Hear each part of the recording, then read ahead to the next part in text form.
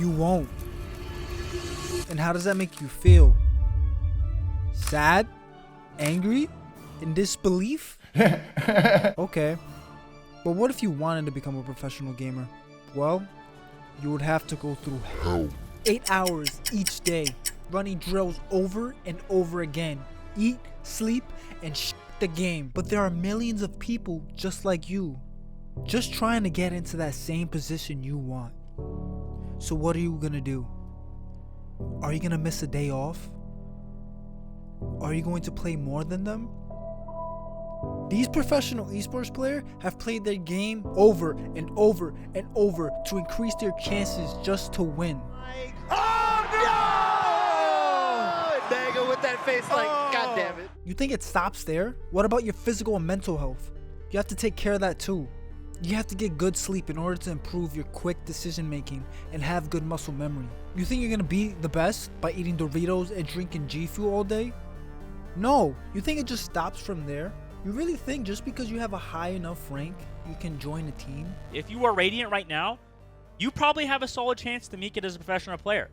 By solid chance, I mean like 1% chance. But that's still better than, for example, in Counter-Strike, if you're global elite, right? If you're global elite in Counter-Strike, because the game's been around for so long, because people understand the mechanics, people understand everything about the game, it will probably be 0.000000001% chance. Pro matches and rank are two different environments.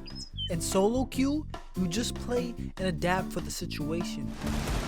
Pro players must play together as a team, have synergy, create plans, understand the other team, what picks and what bans to choose, and give callouts to the team. Behind you.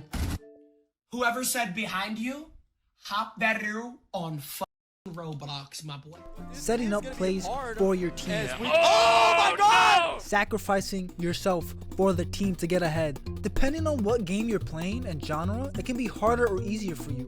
Learning all the game mechanics and all of a sudden you have a new update and it can ruin your character or the game mechanics. Massive. The smoke went from 15 seconds to sub 13 seconds, and also when both the wall and the orb were up at the same time, it went from a total of 10 seconds down to 8 seconds, which is absolutely massive. And even if you do become one, remember a lot of games don't last that long. Some games may die quicker than others. How long do you want to be professional esports?